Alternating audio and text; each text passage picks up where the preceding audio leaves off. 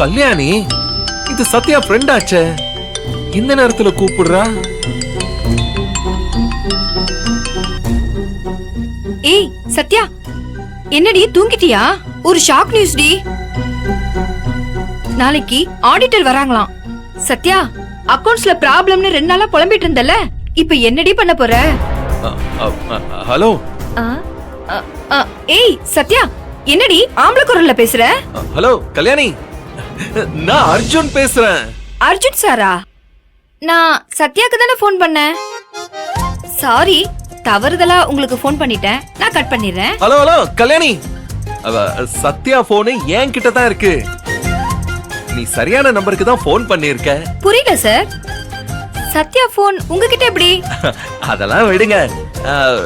ஏதோ ஆடிட்டிங்னு சொன்னீங்க. ஆமா சார், நாளைக்கு நலன் சாரோட கம்பெனில ஆடிட்டிங் டிஸ்கஷன் இருக்கு. அங்க சப்மிட் பண்ண வேண்டிய ஃபைல்ஸ்லாம் சத்யா போன்ல இருக்கு. அது எனக்கு கொஞ்சம் அர்ஜென்ட்டா வேணும். ஆனா சத்யா போன் உங்ககிட்ட இருக்கே சார், அது ரொம்ப ரிஸ்க் ஆச்சே சார். ஏன் சார், கம்பெனி அக்கவுண்ட்ஸ்ல சில ப்ராப்ளம்ஸ் இருக்கு. அது சம்பந்தப்பட்ட டாக்குமெண்ட்ஸ் எல்லாம் சத்யா போன்ல தான் சார் இருக்கு. அந்த டாக்குமெண்ட்ஸ் உடனே கிடைச்சாதான் ஆடிட்டிங்ல இருந்து தப்ப முடியும். இப்ப என்ன சார் பண்றது? Okay, I understand. நானும் பிசினஸ் மேன் தான்.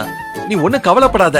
நான் உடனே போய் சத்யாவோட போனை அவகிட்ட கொடுத்துறேன். சார் ப்ளீஸ் சார், நீங்க பண்ண போறது பெரிய உதவி. கொஞ்சம் சீக்கிரம் சார். ஓகே ஓகே, அரை மணி நேரத்துல சத்யாவோட போனை கொடுத்துறேன். Thank you sir. பை.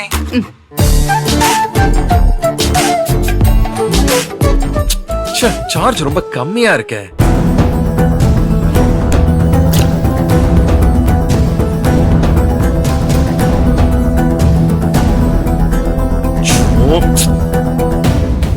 இது வேற, ட்ரெஸ் எல்லாம் பால் கொட்டிருச்சு. சரி போய் வாஷ் பண்ணுவோம்.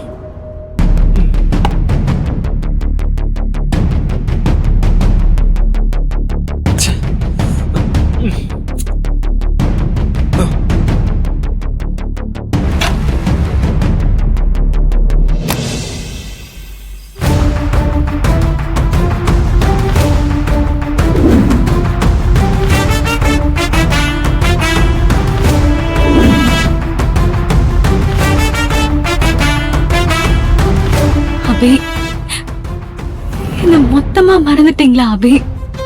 நான் உயிரோட தான் இருக்கேன்னு தெரிஞ்சா என்ன பண்ணுவீங்க அபி?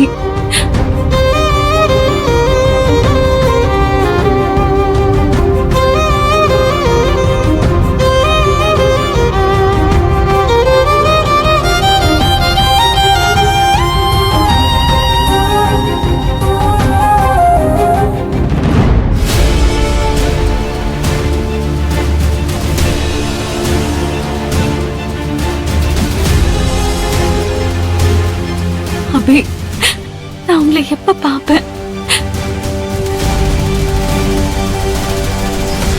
எப்ப உங்க கூட பேசுவேன்?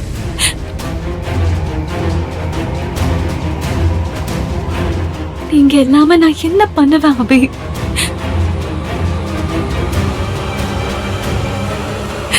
அபி, அபி, அபி.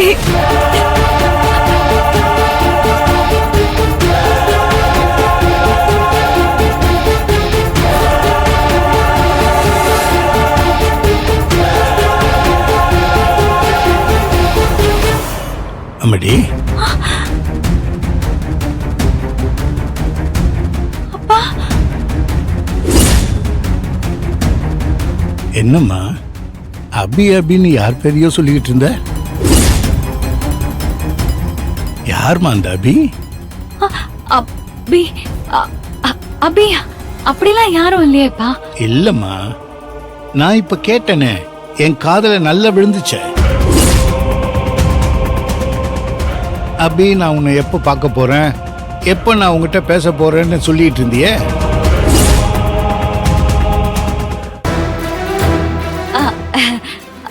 ஓ அதுவாப்பா, அது என் ஃப்ரெண்ட் அபிராமிப்பா. என் கூட பிஜி படிச்சா, ரொம்ப க்ளோஸ் ஃப்ரெண்டுப்பா. உடம்பு சரியில்லைன்னு நாளைக்கு மும்பைக்கு ட்ரீட்மெண்ட் போறாராம்ப்பா. வர 4-5 மாசம் ஆகுமா. அவளுக்கு ஏதோ சீரியஸ் பிரச்சனையாப்பா, ஏதோ பெரிய ஆபரேஷன்னு சொன்னா. அதான் நான் எப்படி உன்னை பாப்பேன், எப்படி உன் கூட பேசுவேன்னு சொல்லி வாய்ஸ் மெசேஜ் அனுப்பியிருக்கா. ஓ அபிராமி, அம்மாடி ஏதோ புலம்புற மாதிரி இருந்தது, அதனால தான் அப்பா கேட்டேன்.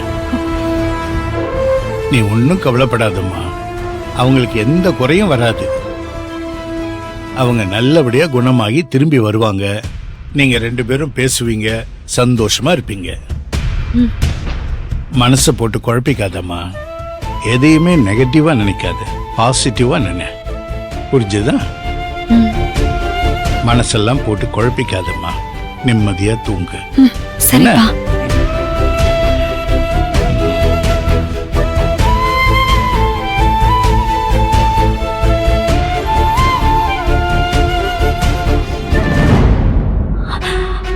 அப்பாடா, முட்டாள், இப்படியா கதவை திறந்து வச்சுக்கிட்டு புலம்புவ?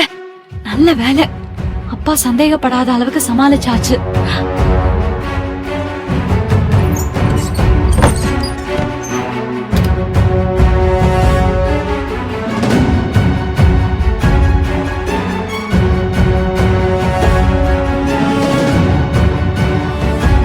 சத்யா ஏன் இன்னும் போன் பண்ணல?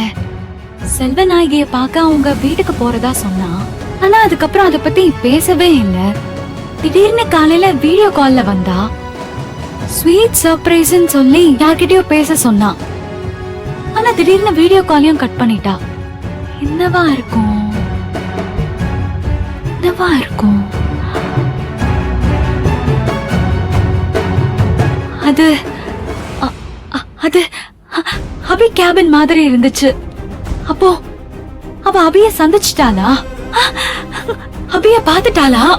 கிஃப்ட கொடுத்துட்டாளா? மதியம் கூட சரியா பேச முடியல.